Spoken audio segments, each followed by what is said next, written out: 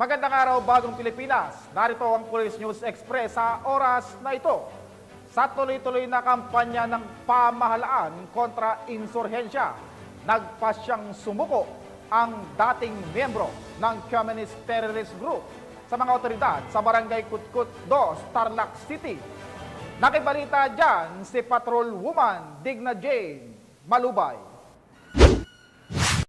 Voluntaryong nagbalik loob sa pamahalaan ang isang miyembro ng Communist Terrorist Group sa Tarlac 1st Provincial Mobile Force Company sa Barangay Kutkut 2, Tarlac City. Kinilala ang sumuko na si alias Dondon, 40 anyos, may asawa, magsasaka at residente ng Barangay Kutkut 2, Tarlac City. Ang pagbabalik loob ay resulta ng PNP na pagsasanib pwersa ng iba't ibang unit ng pulisya na pinangungunahan ni Police Major Brian Christopher L. Baybayan, Force Commander ng Tarlac 1st Provincial Mobile Force Company, katuwang ang Tarlac City Police Station, Tarlac Provincial Intelligence Unit at 34th MC RMFB3. Samantala, kasabay ng pagbabalik loob nito ay sinuko din niya ang isang rifle grenade. Ang nagbalik loob at mga isinukong kagamitan ay kasalukuyang nang nasa kustodiya ng Tarlac 1st Provincial Mobile Force Company para sa dokumentasyon at tamang disposisyon. Sa ilalim ng programa ni Pangulong Ferdinand Marcos Jr. na naglalayong sugpuin ang insurhensya,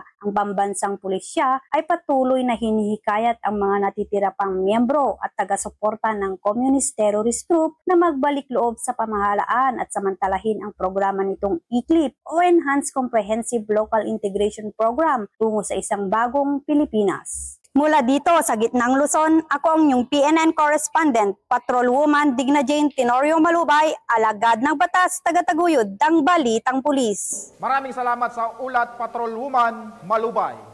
At para sa iba pang napapanahong balitang pampulisya, laging tumutok sa Police News Network, alagad ng batas, tagataguyod ng Balitang Pulis.